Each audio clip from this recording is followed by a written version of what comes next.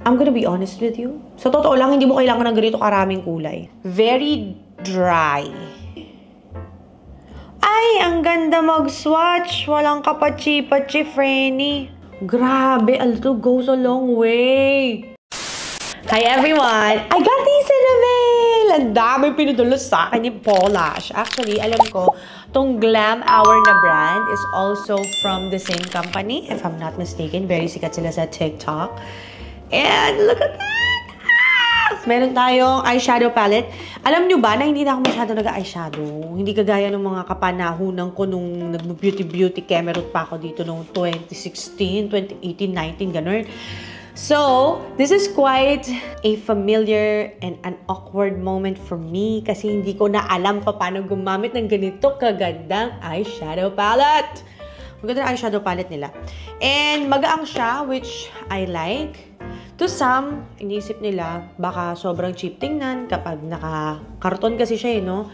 Instead of plastic. Pero ako, maliit na bagay. Okay lang sa akin yung ganito. Again, mahilig ako mag-travel. So, gusto ko yung magagaang na bagay. Hindi ako mahilig sa mga mabibigat, mga hefty, mga bulky na plastic packaging. So, okay sa akin to. Okay, maliban doon, meron siyang kasamang eyeshadow brushes. Ayun yung itsura ng brushes. Tapos, ang galing kasi, meron na siyang function nakasulat dun sa ilalim. Nakikita niyo ba? Ayan. So, this one is the Big Blending Brush. That's one. Ito naman si Pencil. Yung mas maliit. Uy, na-appreciate ko yun. Ang lambot, girl! Ang lambot. Ay, gusto ko siya. Ay, maglabas kayo ng full collection nito, Glam Hour. Yung isang buo. Para sa... Ay, ang sarap. Okay, mamaya tingnan natin kung kamusta yung... Feeling ko synthetic bristles to. Or hindi ako sure. Tingnan natin kung kamusta yung klase ng bristles nito doon sa powder eyeshadow. Okay? Other than that, ladies and gentlemen, meron pa silang pinadalang, ayan, mga lashes. Ayan, ang daming lashes! Oh my gosh! Alam ko sikat to, yung pantanggal ng mga glue. More lashes. Ito yung sobrang trending na eyelash curler. Pagunting. Blade sa mukha. Blade sa mukha talaga. Pang-shave ng eyebrows at saka facial hair. And sandamakmak na lash glue. So, I'm gonna zoom you guys in. Ayan. Ayusin lang natin para makita nyo. Boogs. So, this is her. The Everyday Eye Dust Eyeshadow Palette. Maganda na may instruction siya, no? So, 12 months ang kanyang shelf life, ladies and gentlemen. But I'm gonna be honest with you. Meron akong mga eyeshadow palettes dyan na 5 taon na ginagamit ko pa rin. So far, hindi pa naman ako kinungkulite. Pero nasa inyo yan. Yun lang yung nakalagay dito. I'm gonna be honest with you. Sa totoo lang, hindi mo kailangan ng ganito karaming kulay. Kung kagaya ko ha, na parehong lifestyle na mom on the go, tapos medyo mature na yung skin, you can just pick like 1, 2 shades, okay na yun. Pero if you want an all-around palette, this is really nice. Kasi ang dami niyang kulay. Una sa lahat, I wanna try si Rhino. Kasi nakikita ko sa TikTok. Pang-contour ng ilong. Siyempre, obviously, hindi pantay yung butas ng ilong ko. Nagpa-rhinoplasty ako, no? Okay, pero try natin. This is a very ashy brown shade. And, uy, wala siyang masyadong, ang tawag nila doon? Fallout ba yun? O, yan. Okay, medyo makapit siya, friend. Baka sobrang pigmented nito. Teka, tatap ko lang siya sa likod ng kamay ko. And then, ever so lightly, slightly. Ito. Ang aking lalagyan. Lalo tong butas na to. Ayan. O, diba? Tapos, pag ganun, pa-button nose tayo ng konti. Ay, ang ganda niyang pang nose contour, friend. May nakita ko makeup artist na, ang sabi niya, para mas cohesive daw yung look, kailangan magko-contour ka dito. Ang ganda nung shade! Oh my gosh! By the way, just to let you know, I'm fair to medium skin tone. Pero mas madalas, feeling ko, hindi naman ako sobrang puti. Mas medium skin tone ako. Ang ganda, girl! Ang sarap gamitin nito. Blended na blended niya. O, edi ngayon, ginamit ko na siya doon. Paano ko siya gagamitin sa mga mata ka? Okay, let's just do a quick swatch ng mga colors para makita natin kung kamusta ang color payoff niya.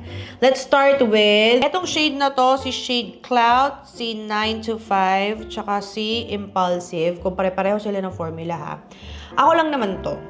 The more na ginagamitan mo siya ng daliri mo, mas nag-transfer kung anong oil yung nasa balat mo dito. Tapos mag-form yan ng parang matigas na layer to a point na kailangan mo siyang kaskasin ng something abrasive like a toothbrush or a spoolie para magamit mo siya ulit. Grabe, wet to. Wet, wet, wet. Okay. Kasi bago pa siya. O ngayon, ito si Cloud. Wow, kulay gray. Uy, ba't siya kulay gray? Si 925. 925. Ayan. Pero madali namang gawa ng paraan yun. Uy, ang ganda nitong shade na to!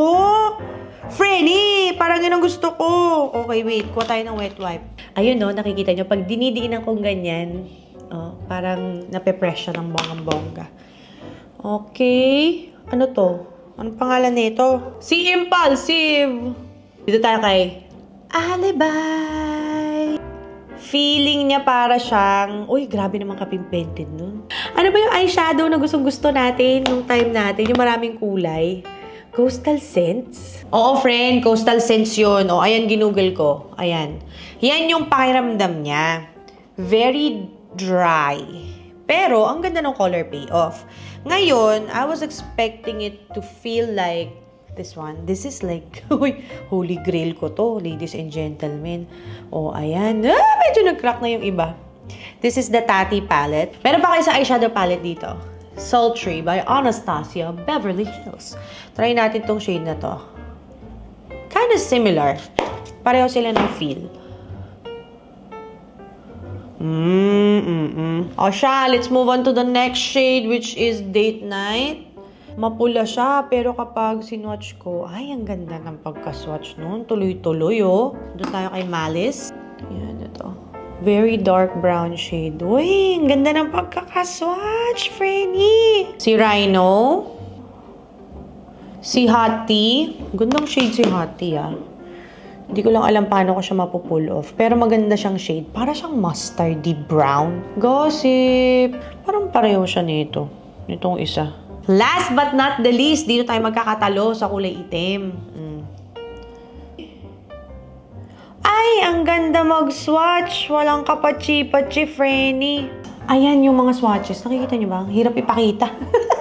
O, ayan po. O, ayan. Kita nyo na po. Ayan. Subukan natin si Date Night. Okay. Walang kahit ano tong aking talukap. Foundation, wala.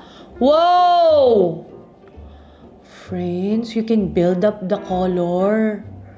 As I was saying, walang kahit ano yung talukap ko. No foundation, no concealer, no, ano yung tawag nila doon? Eye primer. Uy, bugs. Ganda, friend. Now, feeling ko kaya pa natin siyang mailagay dito sa kabila without dipping it. At kung ano lang yung natira dun sa brush. Grabe, a little goes a long way. Let's blend this out. Again, ito yung shade na yan, ha. To. So, let's use si Gossip. Feeling ko makakaisang makeup look. Ay, shucks. Ayan, kakakwento mo yan, eh. Feeling ko makakaisang makeup look lang ako. I'm gonna be honest with you. Okay na ako dito. Maglagay na tayo ng glitters. Ito yung gamitin ko. Si 925. Dito ako naglalagay ng glitters sa umpisa. My friend, ganda. Feeling ko may factor yung dry yung feel niya, eh. Kasi pag kumapit siya, dikit eh, oh. Tapos magaang, light lang siya. So, dagdag pa tayo ng konting Gossip. Bagay pa ba sa akin? Am I too old for like K-pop looking eyeshadow? Happy na ako sa eyeshadow look. Gamitin natin tong Paul Lash Curl Supreme. Gusto ko yung shape niya.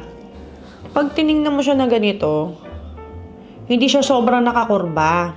Pero pag tinignan mo siya ng ganyan, pakurba na pakurba siya na ganon. Which is perfect para sa aking Pinay eyes na very, very Asian with straight lashes. Frenny, wala tayong gagamiting mascara. Diretso na tayo dito.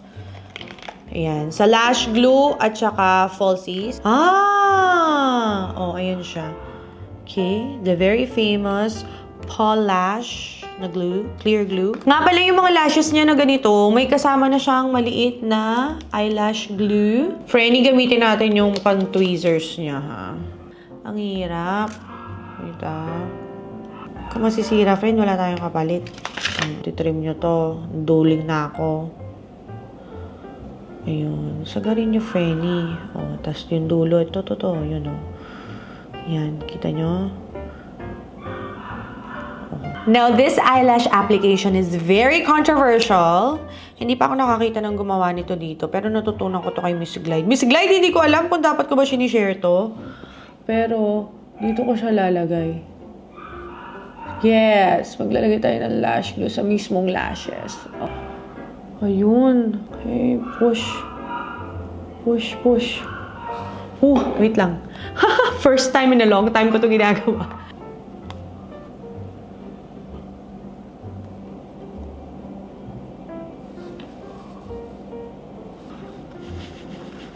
Girl, lumabang ka, girl.